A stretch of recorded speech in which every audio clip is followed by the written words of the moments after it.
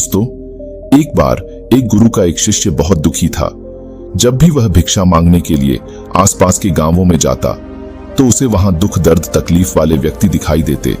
यह सब देखकर वह बेचैन रहने लगा। वह ईश्वर से प्रार्थना करता कि सबको सुख दे, खुशी दे, शांति दे। एक दिन उसके मन में यह प्रश्न उठा कि क्यों इस दुनिया को बनाने वाले ने इन सबको दुख दिया है, क्यों नहीं वह सबको सुख दे देता। यही प्रश्न लेकर वह अपने गुरु के पास पहुंचा और बोला, हे गुरुदेव, इस दुनिया के लोग इतने दुखी क्यों हैं? क्यों चारों तरफ दुख ही दुख है? इस दुनिया को बनाने वाला क्यों नहीं इन सबको सुख और खुशियां दे देता? मैं बहुत दुखी और बेचैन हूं। इन सब के दुख देखकर मैं जब आसपास के गांवों में भिक्षा मांगने जाता हूं तो मुझे वहां दुख और तकलीफ के अलावा कुछ और दिखाई नहीं देता। हर इंसान किसी न किसी बात से दुखी है, परेशान है, बेचैन है। गुरु ने कहा, इन सबको सुख ही दिया गया है, लेकिन इन्हें अपना सुख दिखाई ही नहीं देता, तो इसमें कोई क्या कर सकता है? शिष्य ने कहा, गुरुदेव, अगर सुख होगा तो सुख दिखाई देगा, और अगर दुख होगा तो दुख दिखाई देगा। लोग इतने नासमझ तो नहीं है कि सुख होने के बाद भी दुखी होने का प्रयास करेंगे। भला सुख दुख कैसे बन सकता है? दुख होगा तभी तो लोग दुखी और परेशान हैं। यह सुन गुरु ने एक हल्की सी मुस्कान दी और कहा, मैं जानता हूं कि तुम एक बहुत अच्छे मूर्तिकार हो। तुम एक काम करो, इन लोगों की खुशी के लिए, इन लोगों के सुख के लिए एक ऐसी मूर्ति बनाओ जिसे देखकर यह सब अपना दुख भूल जाएं, चाहे थोड़े समय के लिए ही सही। शिष्य ने कहा, ठीक है गुरुदेव, मैं एक ऐसी मूर्ति बनाऊंगा जिसे अगर कोई देखे तो वह अपने दुख और दर्द भूलकर खुश हो जाए। शिष्य ने 3 महीने तक उस मूर्ति पर काम किया। वह दिन रात पूरी लगन से उस मूर्ति को तराशता रहा। 3 महीने बाद जब उसकी मूर्ति पूरी तरह से बनकर तैयार हो गई तो वह गुरु के पास आया और बोला, हे गुरुदेव, आपके कहे अनुसार मैंने वह मूर्ति बना ली है। जो भी इंसान उस मूर्ति को देखेगा अपने दुख और दर्द भूलकर खुश हो जाएगा। आप मेरे साथ चलें और उस मूर्ति को देखकर बताएं क्या मैंने सही काम किया है। गुरु ने शिष्य के साथ उस मूर्ति के पास पहुंचे। मूर्ति सचमुच बहुत सुंदर थी, अद्भुत थी। शिष्य ने एक सुंदर लड़की की मूर्ति बनाई थी जो दिव्य दिख रही थी, देवी दिख रही थी।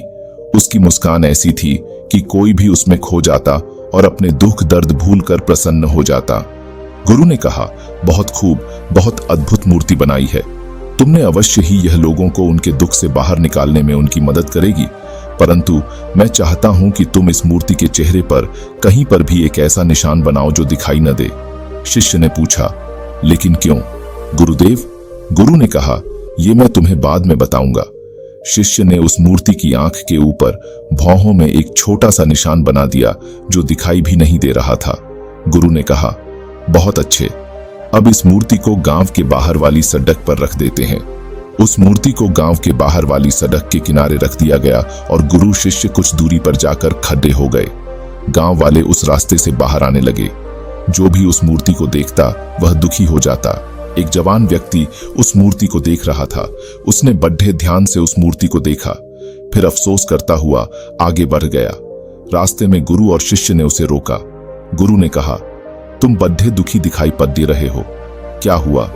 व्यक्ति ने कहा, वहां एक मूर्ति रखी है, बड़ी सुंदर मूर्ति है, ऐसी कि देखो तो देखते ही रह जाओ, पर अफसोस उसमें एक कमी है।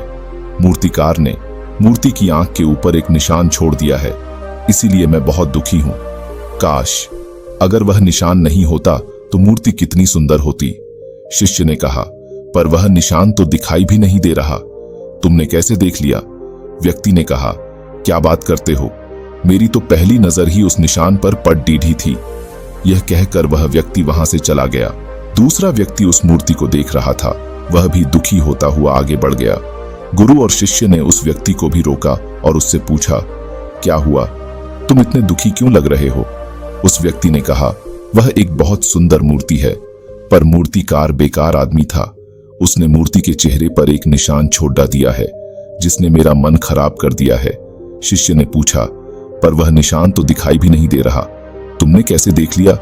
उस व्यक्ति ने कहा, अरे कैसी बात करते हो भाई, मुझे तो पूरी मूर्ति में वह निशान ही दिखाई पड़ा। शिष्य ने कहा, क्या तुम उस निशान को छोड़ कर सिर्फ मूर्ति नहीं देख सकते? क्या हुआ अगर उसमें एक छोटा सा निशान है? शेष मूर्ति तो अच्छी है ना? व्यक्ति ने कहा, हाँ मूर्ति तो अद्भुत है, दिव्य है। धीरे धीरे सभी गांव वालों ने वह मूर्ति देखी और सभी दुखी हो गए। शाम होने पर आखिर में राजा भी अपने रथ में सवार होकर वहां से निकाला। उस मूर्ति को देखकर वह अचंभित था कि इतनी अद्भुत मूर्ति रास्ते पर क्यों खड़ी है। इसे तो उसके महल में होना चाहिए था। लेकिन थोड़ी देर में वह भी दुखी हो गया और उस मूर्ति को छोड़कर आगे बढ़ गया। गुरु और शिष्य ने उस राजा को रोका। गुरु ने राजा से पूछा, हे राजन, आप दुखी क्यों हैं? क्या मूर्ति सुंदर नहीं है? राजा ने कहा, मूर्ति तो दिव्य है, पर एक वह निशान जो मूर्ति की आंख के ऊपर है वह सही नहीं है। मूर्तिकार ने गलती कर दी, इसलिए मैं दुखी हूं। काश अगर वह एक निशान नहीं होता तो यह मूर्ति मेरे राज दरबार की शोभा बढ़ा रही होती। यह कहकर राजा भी वहां से चला गया। गुरु और शिष्य दोनों मूर्ति के पास पहुंचे। शिष्य ने बड़े ध्यान से मूर्ति को देखा। मूर्ति बहुत सुंदर थी, उसमें कोई कमी नहीं थी और न ही वह निशान दिखाई दे रहा था। शिष्य बद्धा अचंभित था।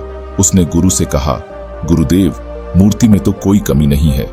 पूरी मूर्ति अद्भुत है और दिव्य स्वरूप है। एक छोटा सा निशान ही तो है, और वो भी ऐसा कि दूर से देखो तो दिखाई भी न दे। बहुत पास आकर देखोगे तब भी बहुत ध्यान देने पर ही दिखता है। फिर ये सारे लोग उस एक छोटे से निशान के पीछे ही क्यों पड्डीडे हैं? इन्हें बाकी की इतनी सुंदर मूर्ति क्यों नहीं दिख रही? गुरु ने उत्तर देते हुए कहा, तुम पूछ रहे थे ना कि दुनिया बनाने वाले ने दुख क्यों दिया? उसने दुख नहीं दिया, उसने तो इन्हें सुख देने की सारी व्यवस्था की थी।